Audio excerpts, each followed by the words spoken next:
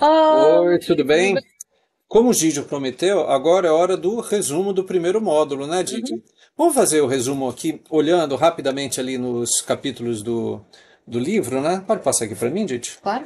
Então, ó, deixa eu descer aqui. Esse aqui é o livro que a gente estava seguindo, que é o Cartoon Guide to System Dynamics, né? Que está lá disponível para download. E no primeiro módulo, o que que acontece? A gente tem aqui os cada uma das páginas é um módulo.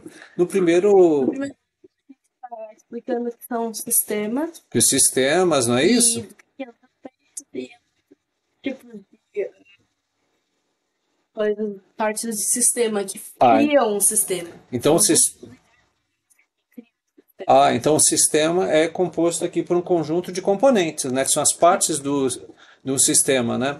Então, às vezes as pessoas não entendem. Ela entende o sistema, por exemplo, que um computador é um sistema, mas não entende que uma cidade é um sistema, né, Didio? Uhum. Tudo Então, é um sistema. Um sistema é uma coisa que está escrito aqui, que é um sistema, pode ser entendido como um grupo de elementos interconectados ou interrelados interrelacionados. interrelacionados que conseguem cumprir uma coisa. Uhum, Tipo, é só uma coisa que consegue fazer uma coisa. isso, o sistema. A cidade faz uma coisa. A cidade tem uma população, consegue guardar uma população, tem muitas coisas rodando na cidade para que a população fique feliz, que a comunidade, a economia funcione, que todo mundo consiga sobreviver dentro da cidade e a cidade rode. E o sistema, a cidade que é um sistema, tem os componentes do sistema. Tem o sistema de transporte, quando você pega o metrô, né, Didio? Quando tem um sistema aqui de coleta de lixo, não é isso, né? Tem um sistema escolar, tem várias escolas, redes públicas, privadas, né? E forma esse todo complexo. Essa é a ideia ali do sistema e que a gente mostra aqui nessa parte inicial. Aí depois a gente começa a falar de propriedades emergentes, lembra? Uhum. E assim, que de repente um sistema maior do que a soma das suas partes. Por exemplo, a bicicleta é maior do que a soma das partes dela. Por que, Didio, que a bicicleta é maior do que a soma das partes? Porque a bicicleta você consegue, tem que pôr com um espacinho, tem que pôr na posição certa, que não é exatamente a mesma coisa que você pega todas as partes da bicicleta e só joga lá.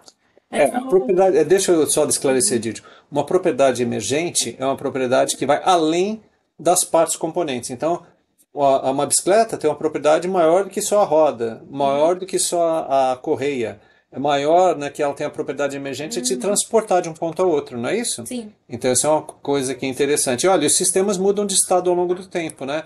A gente vai, quando é pequenininho, nosso sistema funciona de um jeito, ele vai ficando mais velho, o sistema vai funcionando de outro jeito, Uhum. né? Vale isso para uma escola, vale isso para o nosso corpo também. Esse é um exemplo de xixi. Quando eu era bebê, fazia xixi toda hora. Agora faz. A cada hora. Quando eu sou adulta, agora eu faço xixi em código Morse a cada É minuto. pip, pip, pip, pip, xixizinho assim, né? Depois a gente falou assim que a estrutura de um sistema determina assim um padrão de comportamento, né, Didio? Uhum. Então, por exemplo, né, eu falei daquele apartamento que eu morava lá em Boston, né, que tinha um monte de escadas, né? Então tinha uma frase do Winston Churchill que falava o seguinte: olha, primeiro a gente molda os edifícios, depois o edifício te molda, né? Olha, na época que eu morei em Boston, eu fiquei com as pernas musculosas, viu, Didio? Porque o prédio ali, eu tinha que subir 4 andares, descer 4 andares, levar Cara, roupa. 5 andares isso, levando roupa para lavar, descendo com a roupa para lavar, né, indo para a escola, descia, né, então foi ficando forte. O prédio estava me moldando. Mas não é só nesse é, sistema, né? Por exemplo, você cria uma escola, a escola depois se molda a tua forma de pensar, né? uhum. A igreja, você cria uma igreja, a igreja molda a forma de pensar das pessoas que estão lá, não é Você isso? quer um programa, um sistema operacional para o computador e agora o sistema operacional te molda. Por É, exemplo, com a invenção do Windows. Antigamente você tinha que. Não, não do Windows bem antes, assim, os primeiros sistemas operacionais mesmo, eles antigamente só rodavam um programa. E agora você consegue meio que. Você põe múltiplos programas, você consegue escolher qual você roda, tem uma interface pra você selecionar as coisas. mas você sabe, você tinha me dado um exemplo mais interessante quando você falou no chat GPT, né? que o chat GPT, a gente cria o chat GPT para facilitar ali a aprendizagem, mas no final das contas vai acabar te tornando talvez mais burro, né? Porque aí você já não pensa. Depende. Daí se você usar errado ali, né? Se você não usar errado, você vai começar. O professor passa uma lição de casa, chat GPT, responda para mim, chat GPT, responda para mim. Aí você acaba não pesquisando e não aprendendo. Então tem essas coisas interessantes, né? Você cria às vezes um sistema com uma finalidade. Por exemplo, quando foi criado o avião, Santos Dumont, né? Criou lá o avião e tal, ele pensava em deslocar as pessoas mais rápido, etc. E de repente tem uma propriedade emergente ali que as pessoas acharam muito legal usar o avião para quê? Para jogar bomba nos outros, né? Enfim, né? Bom, aí falamos um pouquinho aqui dos sistemas, né? E falamos sobre a estrutura do sistema e comportamento. E a gente tinha falado assim, né, que mesmo as pessoas que tenham assim backgrounds diferentes, quando elas estão submetidas aqui ao mesmo sistema, elas têm um comportamento semelhante, como é o caso das pessoas aqui das Forças Armadas, né? Então pode ter pessoas aqui com pensamento totalmente diferente, mas quando entra naquele moedor de carne, acaba pensando do mesmo jeito, né, Didi? Isso é uma coisa que eu não gostar de nenhum jeito. Você não ia gostar de nenhum jeito. A gente falou dos ciclos de realimentação, a gente deu exemplo aqui do ciclo ali do cigarro, né, que vicia, né? Então, um exemplo assim, um ciclo de curto prazo, que ele faz ali com que você alivia o teu estresse aqui, por causa da nicotina. Você usa ali a Isso nicotina. não. Em curto prazo você está aliviando o teu estresse, mas a longo prazo você está gerando uma dependência aqui, você vai ficar viciado aqui, câncer e coisa mais, né, Didi?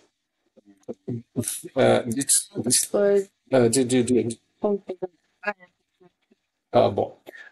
Falamos um pouquinho disso aqui, né? Depois a gente falou da não linearidade, que às vezes uma pequena causa, aquela goteira ali do apartamento de cima, que essa é uma história real, né? Apartamento, isso aqui é uma foto real do apartamento lá de Santos, né? Onde a gente tem um apartamento ali em Santos, né? Começou uma gota no apartamento de cima, caindo, estava durante a pandemia, a gente não foi lá, quando chegamos lá, cadê o teto, né? Tinha arrebentado todo o teto ali de gesso, né? Ou seja, uma pequena ação, que aqueles pinguinhos de água estão caindo ali, uma consequência muito grande. Mas, por exemplo, Didio, quando cai assim, uma chuva forte em São Paulo, alaga ali o túnel Rebouças, a cidade inteira fica parada. Parou o Rebouças, parou tudo, né? Vai parando toda a vizinhança ali, né? A gente falou em causas e efeitos. Às vezes você toma uma ação, né? E você vai ter um efeito aqui que vai demorar assim anos ou milhares de anos aqui a consequência daquele efeito, né? O pessoal fala muito assim, energia limpa, energia nuclear, super bacana. Só que ninguém ainda aprendeu o que fazer com lixo nuclear, né? Vai enterra esse negócio, bota numa piscina, né? Bota lá num buraco, coisa e tal. Mas você está deixando esse problema ali para milhares de gerações ou centenas de gerações futuras, né, para resolver, tá? Então, causa e efeito, às vezes não se faz uma coisa hoje que o efeito não é amanhã. Pode ser o efeito tem ali milhares de anos depois ou, né, semanas depois, meses depois. Como, por exemplo, o teu estudo, né, Didio? Você está estudando agora aqui, por exemplo, você está fazendo os cursos de pensamento sistêmico. Sabe lá qual vai ser o efeito disso aqui na sua vida lá para frente, não é mesmo? Tomara que seja efeito bom, né? Não seja uma perda de tempo, né? Efeitos são contra-intuitivos, os sistemas têm um comportamento contra-intuitivo. Lembra aquela historinha que a gente viu dos ratos lá no Brasil, né? Paper Hat, né? Paper Hat. Por quê, né? Que quando estourou a peste bubônica, o governo dava um dinheiro ali para as pessoas matarem os ratos e entregarem os ratos mortos, né? Que a peste bubônica era transmitida ali pela pulga ali do rato, né? Aí que as pessoas fizeram, Didi? Elas criaram um rato e depois mataram os ratos e davam pro governo. Davam muito dinheiro. Dava dinheiro, né? Mas o que acontecia com a peste bubônica? Aumentava cada vez mais, que as pulgas não queriam saber, estavam nesses ratos que eles capturavam, né? Imagina só que absurdo, né? A gente falou que os sistemas têm inércia, né? Ou seja, né? Que você demora um tempo para criar alguma coisa e demora mais tempo ainda para você depois destruir ou reverter aquela coisa, né? Então a gente falou um pouquinho de inércia. E inércia ali tá presente assim em sistemas sociais, sistemas mecânicos. Então, por exemplo, você pega um navio, Didio, um navio gigante desses de container, né?